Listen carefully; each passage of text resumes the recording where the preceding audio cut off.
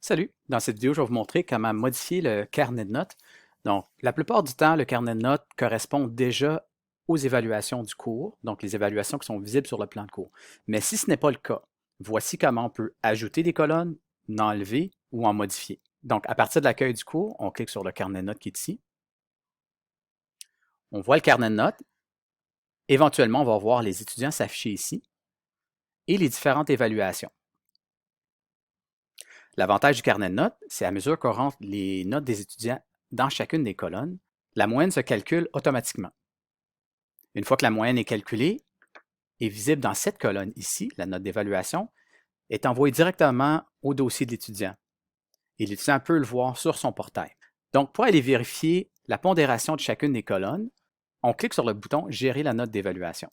D'ici, on a vraiment une meilleure vue des différents pointages et des pondérations pour chacune des colonnes. Vous allez voir une section « Mon progrès, savoir ». Ces colonnes n'ont pas d'influence sur la note de l'étudiant. Ils ont 0 comme valeur. C'est des colonnes qu'on veut utiliser pour apprécier l'engagement de l'étudiant. Pour supprimer une colonne du carnet de notes, on clique ici sur « Plus d'actions »,« Supprimer ». On peut sélectionner la colonne en question et ensuite cliquer sur « Supprimer ». Remarquez ici que j'ai un projet que je ne peux pas sélectionner. Ça, c'est parce qu'il est relié à un pigeonnier.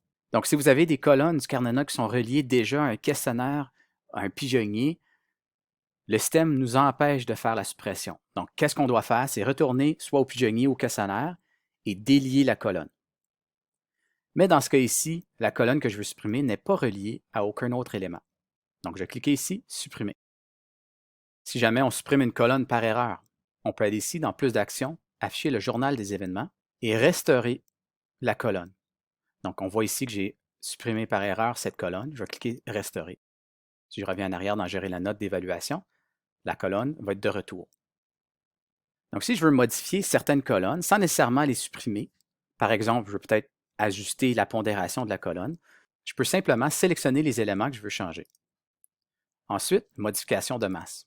De là, je peux rapidement changer les noms, changer le maximum de points et la pondération. La différence entre maximum de points et pondération, c'est que max de points, c'est de la façon qu'on va entrer nos résultats dans la plateforme. Pondération, c'est sa valeur sur la note finale. Souvent, ça va être la même valeur. Donc, les gens vont évaluer sur 33, par exemple, et ça va valoir 33. Mais il y a certains profs qui aiment évaluer sur 100, donner un pourcentage, et faire en sorte que finalement, ce pourcentage-là vaut le 33% de la note finale. Donc, ça, c'est la différence entre ces deux choses-là. Le point boni, si on active le point boni, ça veut dire que la colonne au complet est en point boni. Donc, l'étudiant ne peut pas être pénalisé s'il n'a pas fait ce travail-là. Peut dépasser fait en sorte que, oui, l'étudiant va être évalué sur 33, mais on pourrait potentiellement mettre des points boni à l'évaluation pour amener à un pointage qui est plus élevé. Donc, on pourrait déposer une note de 35 sur 33 et le système va donner 2 points de plus en boni, par exemple. Donc, il faut bien comprendre la différence entre le boni et le peut dépasser. Donc, je vais enregistrer car je ne change rien ici. Donc, dans une situation où le carnet de notes est soit vide ou il manque des éléments, on peut créer un élément de note. Donc, pour le créer, on clique ici sur le bouton bleu, élément, numérique, car la plupart du temps, on va rentrer nos notes d'une façon numérique. On lui donne un nom. Le nom abrégé fait en sorte que notre carnet de notes devient un peu plus court quand on le regarde. Évidemment, c'est une vue juste pour le professeur. Donc, si on a des noms de projets qui sont très longs, ça peut devenir très long là, à passer à travers chacune des colonnes quand on fait notre correction. Donc, on pourrait l'abréger pour que ça prenne moins de place.